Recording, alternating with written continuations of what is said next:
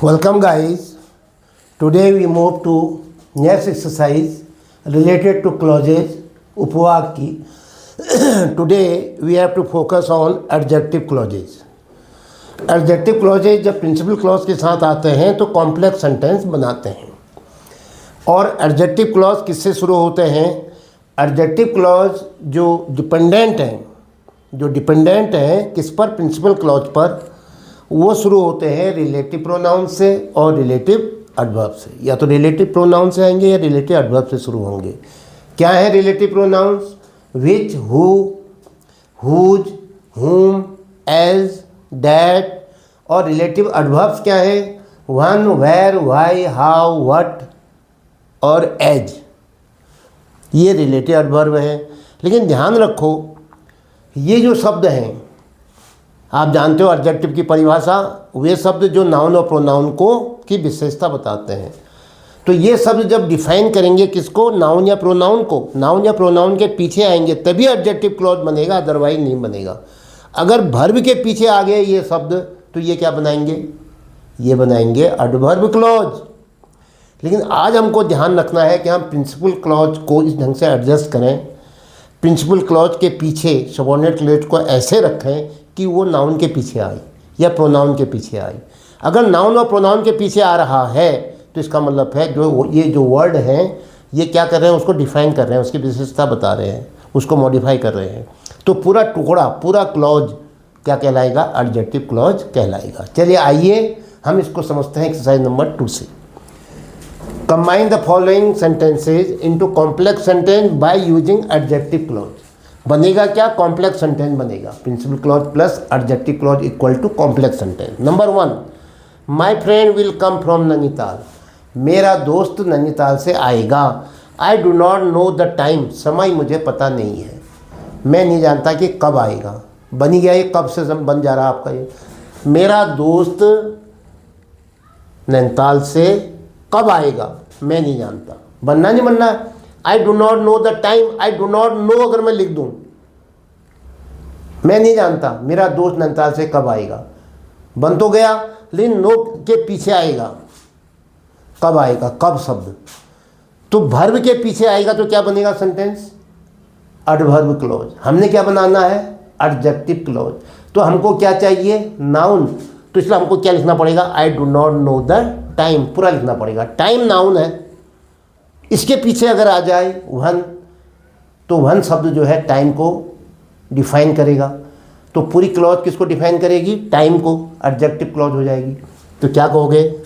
I do not know the time. ये noun है, इसके पीछे लाओ वन. भाई नैनीताल से कब आएगा? वो तो कह रहा है नैनीताल से आएगा. अब हम कहेंगे कब आएगा, किससे जोड़ेंगे? वन से जोड़ेंगे. समय बता रहा ना, टाइम जो है समय, वैसे भी द टाइम. तो इसके पीछे क्या आएगा? वन. One my friend.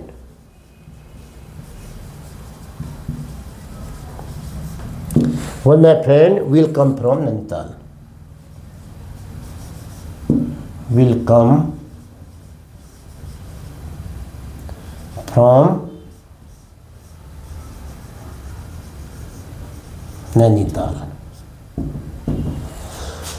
मुझे पता नहीं है समय, मेरा दोस्त नैनीताल से कब आएगा.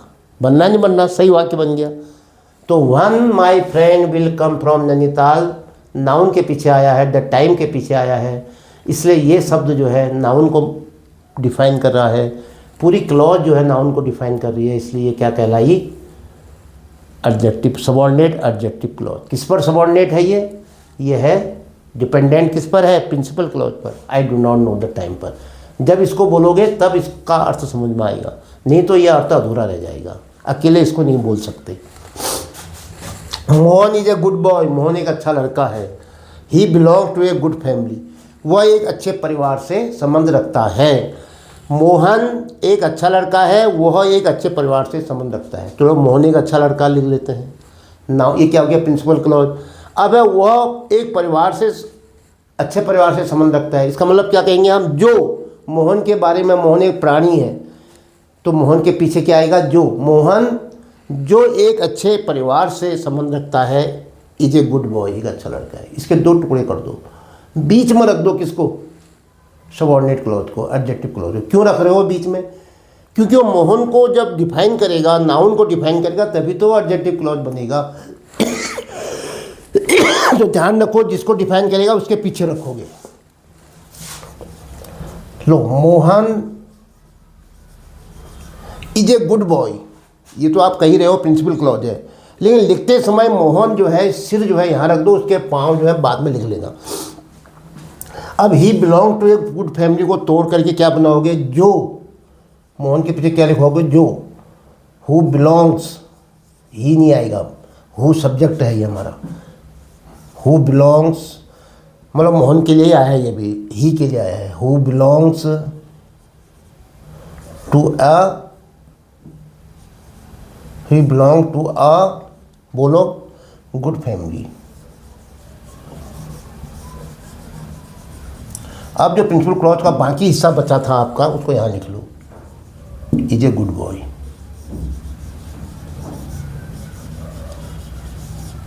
लो, Mohan who belong to a good family is a good boy. Next, third, a thief came to my office, एक चोर मेरे ऑफिस में आया। He was caught red handed, वो रंगे हाथों पकड़ा गया। तो किसकी बात हो रही है, कौन पकड़ा गया, चोर। ये थीप यहाँ भी है, तो इसलिए थीप के पीछे क्या लिख दो, जो रेड हैंडेड पकड़ा गया। एक चोर जो रेड हैंडेड पकड़ा गया मेरे ऑफिस में आया था। ठीक है, अगर आप कहते हो ऑफिस को ले लें, ऑफिस के पीछे लगाएं, तो ऑफिस तो एक स्थान है, तो क्या आएगा, where he was caught red handed. दो तरीके से बन सकता है आपका। क्या बनाया आपने, चलो आप एक तो बनाया आपने, अ थीप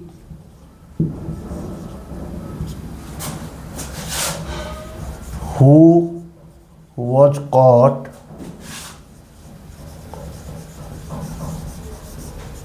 रेड हैंडेड, ये एडजेक्टिव क्लॉज है इतना।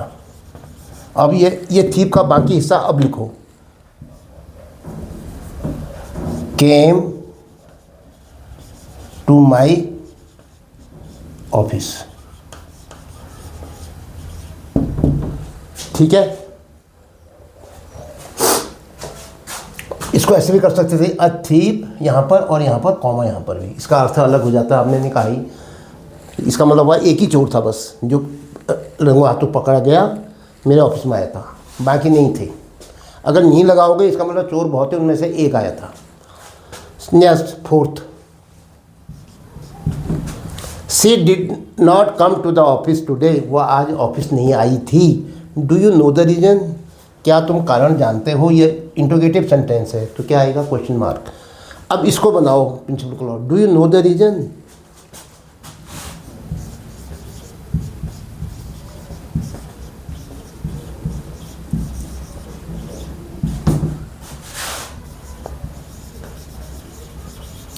रीजन कारण, कारण को क्या बताता है, वाई, वो ऑफिस क्यों नहीं आई थी आज। तो क्या बनाएगा, रीजन के पीछे क्या लिखोगे, वाई शी डिड नॉट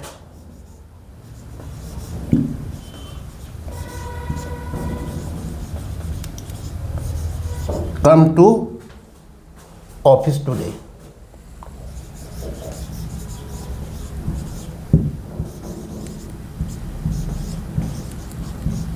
लीजिए, नेक्स्ट, फिफ्थ, क्या दिया है, दिस इज द हाउस, यह एक मकान है, यह वही मकान है। आई वॉज बॉर्न हियर, यहाँ मेरा जन्म हुआ था। यह वही मकान है। हाउस क्या है, एक हाउस है, स्थान है एक। ठीक है, तो स्थान को कौन दिखाता है, जहाँ, where I was born. Here नहीं आएगा, हियर जहाँ में समा जाएगा। हियर दियर कहाँ चले जाएंगे, जहाँ के अंदर चले जाएंगे। दिस इज द हाउस, यह वही घर है। दिस इज द हाउस, स्थान है ये। स्थान के लिए क्या आता है, जहाँ, जहाँ की अंग्रेजी क्या हो जाएगी, वेयर आई वॉज बॉर्न।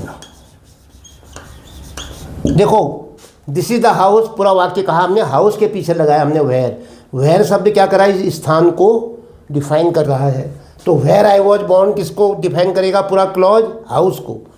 तो इसलिए क्या हो जाएगा, वेयर आई वॉज बॉर्न क्या हो जाएगा, एडजेक्टिव क्लॉज, और दिस इज द हाउस क्या हो जाएगा, प्रिंसिपल क्लॉज। दोनों मिलकर के क्या बनाएंगे, एक सेंटेंस। ये सेंटेंस क्या कहलाएगा, कॉम्प्लेक्स सेंटेंस।